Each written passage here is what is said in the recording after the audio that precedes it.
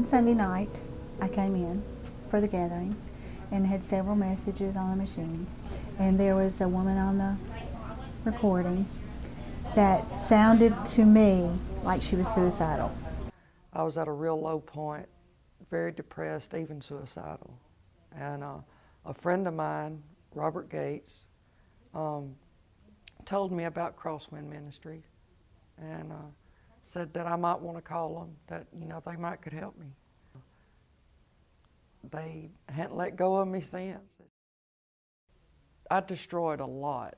You know, I gave children away during my addictions. I abandoned children. I had abortions.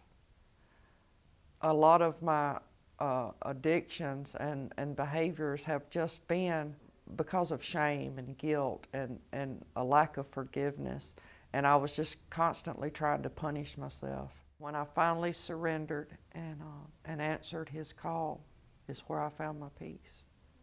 And that's all I had to do was just quit fighting. That very same living room floor that I was laying in just a few months earlier wanting to die, I knelt down in that floor and asked Christ into my life that day. I have never, and I mean this with every ounce of my being, I have never seen anyone desire to be all that God has called them to be like I have Trina. I've never in my life, including family, had anyone to show me love like Rhonda did.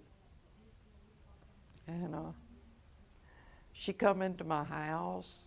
She didn't know me, you know, and she just wrapped her arms around me. And there was something inside me when she hugged me that told me everything was going to be okay. She'll go out with me to the places that no one else wants to go. You know, she'll hand out flyers when it's 110. She will, well, she just does whatever she has to do. When I think about Trina, this is the scripture that I think of. It's from Isaiah 61. He bestowed on them a crown of beauty instead of ashes, the oil of gladness instead of mourning, and a garment of praise instead of a spirit of despair. The daughter that I gave away when she was 3 years old now lives with me and has given me a grandson that also lives with me. Our relationship is really good, and my relationship with my son, whom I abandoned, is real good today. The Lord has restored those relationships.